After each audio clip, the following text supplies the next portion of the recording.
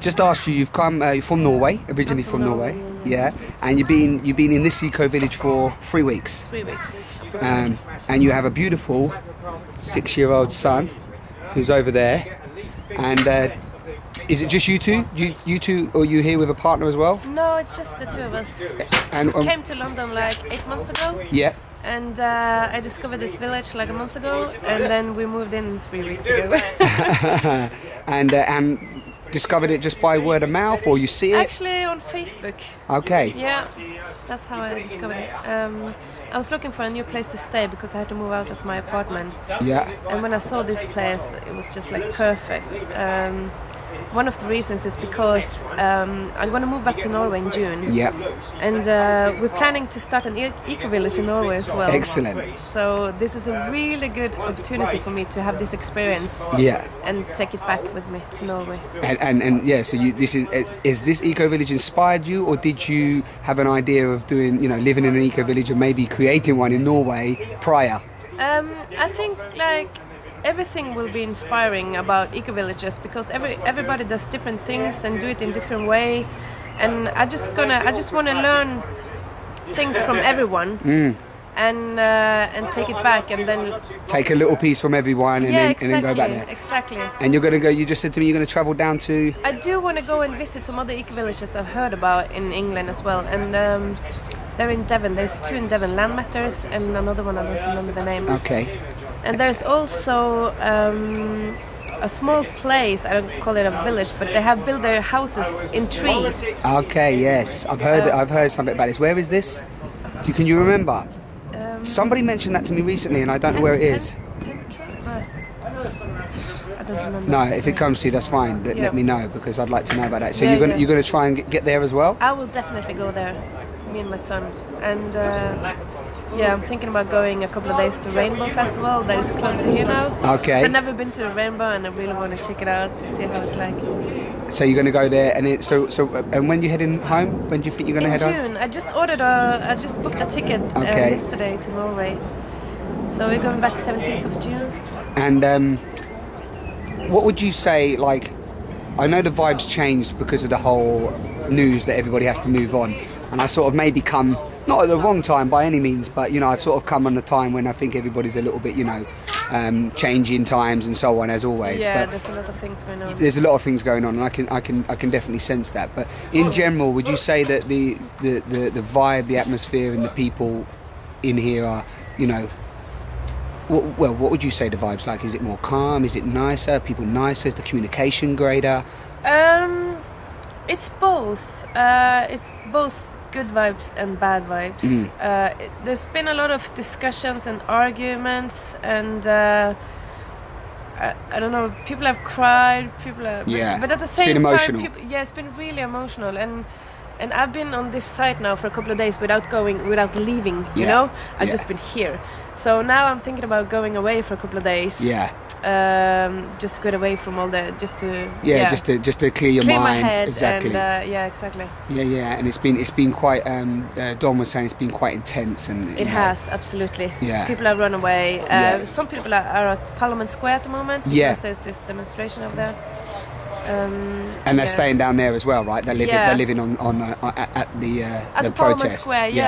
Me and my son, we were actually living there for 3 nights the other week. Yeah. And how does that work? People just put you up? It's just share a place, or if you go down there, how does it work? There are lots of tents they have put up.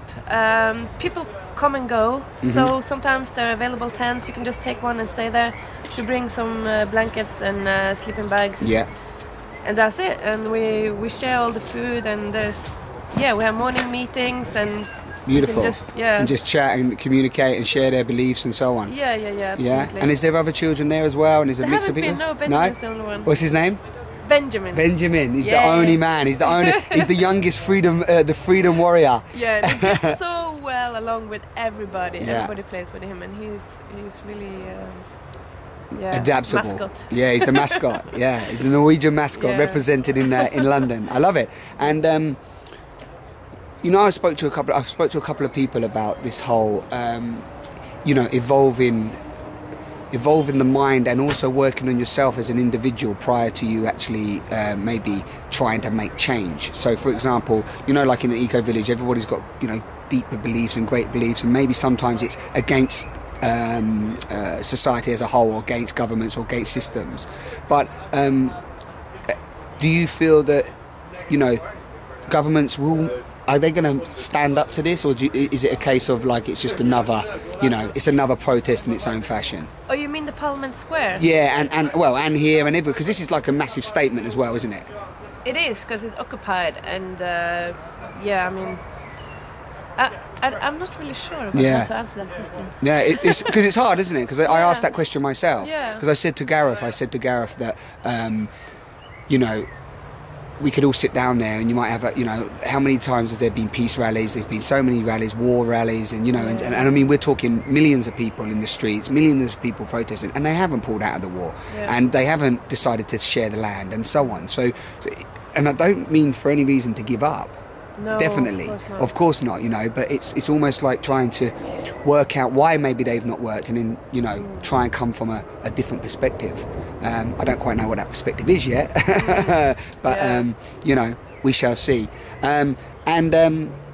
Will you keep in touch with any people from here that you've met when you go to Norway? Definitely. Yeah? Definitely. I will miss them all so much. Excellent. We have a bond already, and this is like, it's my family. It's like, we're really close because we live so close upon each other. And you're sort of thrown into that space in such a short time as well, aren't you? Yeah, it's such a short time, but it feels longer. It feels like I've been here for months. Yeah. But it's been great. I really, really love it here. It's a sad thing that we have to leave. Yeah, definitely. But anyway, yeah, I'm gonna keep in touch with everybody, I hope, and I'm gonna follow them to the new site. Yeah. And just be with them as long as I'm here till I go back to Norway, and I will definitely come back and visit them. Yeah. And I hope, like, because we're gonna build an eco village in Norway, I hope we can come and visit each other. Definitely. Get inspired from each other. Yeah. And let's just allow that to grow. Just allow that community to grow, even though you're in another country. Allow that community to grow. I'm in contact with other eco villages in other countries as well, like one in Sweden. Okay. That is going on right now. Okay. So they're coming up all over, basically, aren't they? They are, and I think it's getting more and more. But yeah, and also the eco villages in the other place in England. I hope I can, you know, get to know them and share the message as well. Yeah, see who you meet and share the message. Yeah. So yeah, it's beautiful. And did you one last question before you shoot off? Because I know it's cold out here, and I appreciate you talking to me. Is your reason? What is your main reason for, you know, embarking on more of a freedom from society, as it were? Is it just that you don't believe in society anymore? Is it a case of, like, you know, things you've read, information you've found? What sort of set you on the path?